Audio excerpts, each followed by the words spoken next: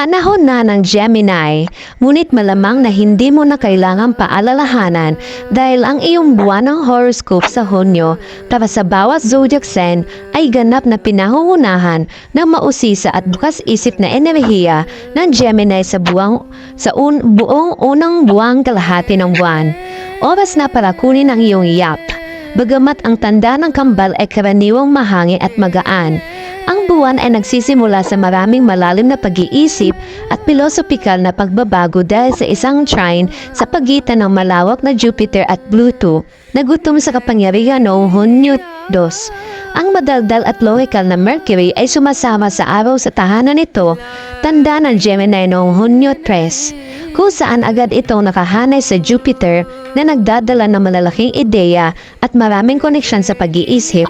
Huwag lang masyadong mahuli sa chismis o pagmamalabis.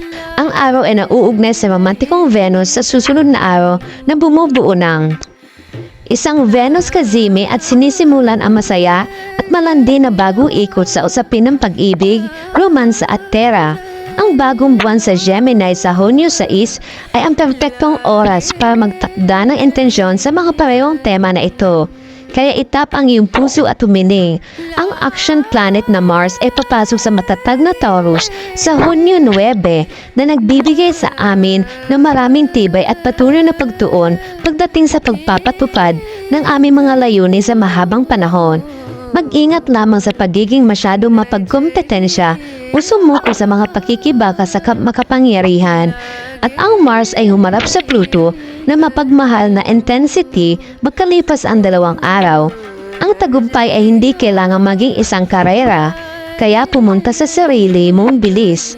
Maaaring mayroon kang ilang mga tagumpay o sandali sa paligid ng iyong mga plano sa kaligitnaan ng buwan dahil ang Mercury kazimi sa Hunyo 14 ay nagdudulot ng kalinawan sa mga usapin ng komunikasyon at pag-iisip, hayaang dumaloy ang mga ideya.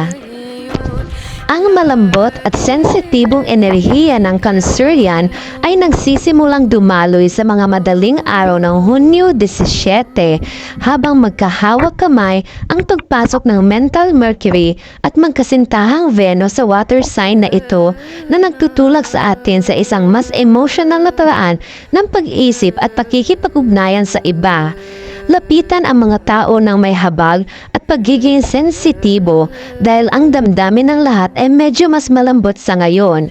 Ang panahon ng Cancer ay ganap na naghahari sa kosmiko pagdating sa Hunyo 20 na nagbabadya din ng summer solstice dito sa hilagang hemisphere.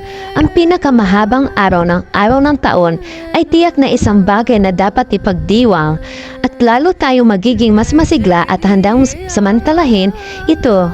Salamat sa kabilugan ng buwan sa Capricorn na tumibok sa susunod na araw. Sa wakas, ang buwan ay nagtatapos sa Saturn stationing retrograde sa Pisces sa Hunyo 29 na kung saan ay isang oras upang pagnilayan ang mga bagong responsibilidad na lumitaw sa ating buhay hanggang sa taong ito. Makinig para sa iyong buong horoscope para sa buwan ng Hunyo 2024 ayon sa iyong sun sign at rising sign ng bawat 12 zodiac sign. Capricorn. Ang buwan ng pagpapatibay ng Capricorn, tinatrato ko ang aking pang-araw-araw na mga ritual na may pinakamataas na paggalang at prioridad. I-clear ang iyong inbox at ayusin ng iyong kalendaryo dahil ang iyong horoscope ng Capricorn para sa Hunyo 2024 ay nangangako ng isang produktibong buwan sa hinaharap. Ang busy-bodied energy ng Gemini season ay palaging nagbibigay inspirasyon sa iyo na sumisid ng mas malalim sa iyong trabaho at simulan ang paglilinis ng iyong pang-araw-araw na mga gawi. Kaya, bitawan mo ang pagiging perpekto at hayaan ng iyong sarili na multitask ang iyong paraan sa iyong listahan ng mga gagawin sa dobling bilis. Kung nais mong baguhin ang iyong mga daloy ng kita o patunayan na ang iyong pagsusumikap ay karapat-dapat sa pagtaas ng sweldo, Ang unang linggo ng Hunyo ay isang magandang panahon para gumawa ng kapangyarihan tungo sa material na tagumpay. Magdagdag ng ilang malusog na bagong gawi sa iyong pang-araw-araw na gawain sa ilalim ng bagong buwan sa Hunyo 6 dahil anumang mga aktibidad na sinisimulan mong gawin sa iyong gawain ay mas malaking pagkakataon na manatili. Sa kalagitnaan ng buwan, makikita mo na ang iyong productivity streak ay maaaring dumalay sa iyong mga passion project, kaya kumilos ka sa iyong side hustle at gumawa ng mas maraming espasyo para ituloy ang iyong mga libangan. Ang malinaw na pag-iisip na Mercury Cazimi sa Hunyo 14 ay isang magandang panahon para mag-brainstorm ng mga paraan para magawa ito. Ngunit kapag sumapit ang summer solstice sa Hunyo 20, ang pagbabago ng season ay magbibigay inspirasyon sa iyo na mananig sa iyong mga relasyon. Kaya suriin ang iyong buhay pag-ibig at simulan ang pag-check sa kung ano ang gusto ng iyong puso. Ang kabilugan ng buwan sa iyong karatula sa Hunyo 21 ay ang perpektong oras upang alisin ang iyong mga lumang balat at bitawan ang hindi na mahalaga sa iyo. Matatapos ang buwan ng mag-retrograde ang iyong cosmic ruler na si Saturn sa Hunyo 29, kaya tanggapin ang bagong panahon na ito ng iyong buhay at pag-isipan kung paano ka lumaki. Aquarius. Ang buwan ng pagpapatibay ng Aquarius ay, upang makahanap ng pag-ibig, kailangan kong maging handa na makipagsapalaran.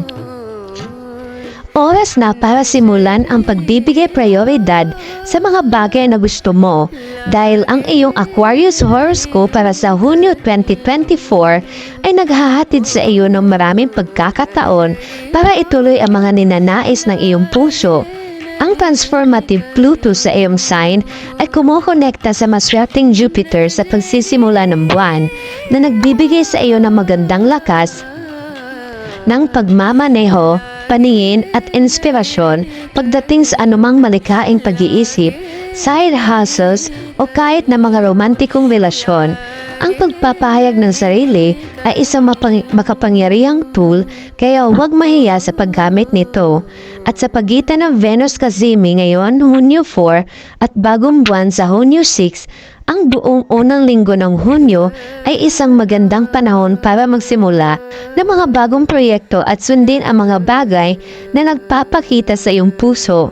Maaari kang magsimulang makaramdam ng matinding damdamin tungkol sa iyong mga layunin kapag ang 50 Mars squares off sa Pluto sa iyong sign, kaya tandaan na pumunta sa sarili mong bilis at siguraduhin hindi ka magiging sarili mong pinakamasamang kaaway. Hindi na kailangang gawing kompetisyon ang mga bagay.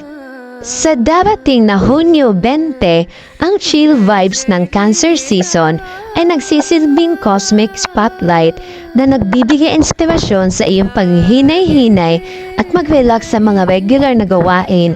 Ang pagpapatahimik sa iyong nervous system ay mahalaga ngayon, kaya gamitin ang kabilugan ng buwan sa Hunyo 21 bilang isang pagkakataon upang mag-check-in gamit ang iyong espiritual na bahagi at i-recharge ang iyong mga personal na baterya para maging mas produktibo ka mamaya. Pisces. Ang buwan ng pagpapatibay ng Pisces ay nabubuhay ako sa buhay na lagi kong pinapangarap. Ang panahon ng Gemini ay naglalabas ng isang talinadang enerhiya patungo sa iyong tahanan at sektor ng pamilya sa mga unang ilang linggo ng buwan, kaya't ang iyong Pisces horoscope para sa Hunyo 2024 ay nagtutuon sa iyo ng pansin sa mga domestic na issue at pag-aalaga sa negosyo sa iyong pribadong buhay. Kung may mga relasyon sa pamilya na maaaring gumamit ng ilang pagpapagaling at handa ka na mag-extend ng isang sangay ng oliba, ang paggawa nito sa ilalim ng Venus Cazimi sa Hunyo 4 ay maaaring palakas ang iyong mga pagkakataong makahanap ng kapayapaan. Pagkalipas ng 2 araw, ang napakarilag na bagong buwan ay nagdudulot ng pagkakataong i-upgrade ang iyong sitwasyon sa pamumuhay o kung hindi man ay lumikha ng mga komportableng home base sa iyong bahay. Maaaring mahirap makita ng malinaw ang mga bagay sa buong kalagitnaan ng buwan dahil ang araw ang mental na planetang Mercury at ang relasyong planetang Venus ay makikipag-away sa iyong elusive cosmic ruler na si Neptune na kasalukuyan naninirahan sa iyong sign. Hindi lahat ng bagay ay tulad ng tila sa panahong ito, kaya tandaan na ang emosyon ay maaaring ulap ang iyong maghuhusga. Sa kabutihang palad, ang Mercury Cazimi ngayong Hunyo 14 ay maaari magdala ng sandali ng kalinawan sa gitna ng kalituhan. Kapag nagsimula na ang Cancer season sa Hunyo 20, magiging handa ka na sa ilang malandi na kasiyahan sa araw, kaya simulan ang paggugol ng mas maraming oras sa iyong mga libangan at yakapin ang kaunti pang pag-iibigan sa iyong buhay. Ang kasiyahan ay dapat ang iyong pangunahing prioridad ngayon. Ngunit sa sandaling magsimula ang pag-retrograde sa Saturn sa iyong sign sa Hunyo 29, pakikita mo rin ang iyong sarili na hahanto sa mga bagong hamon at makahanap ng higit na kahulugan sa iyong mga responsibilidad. Magbalanse.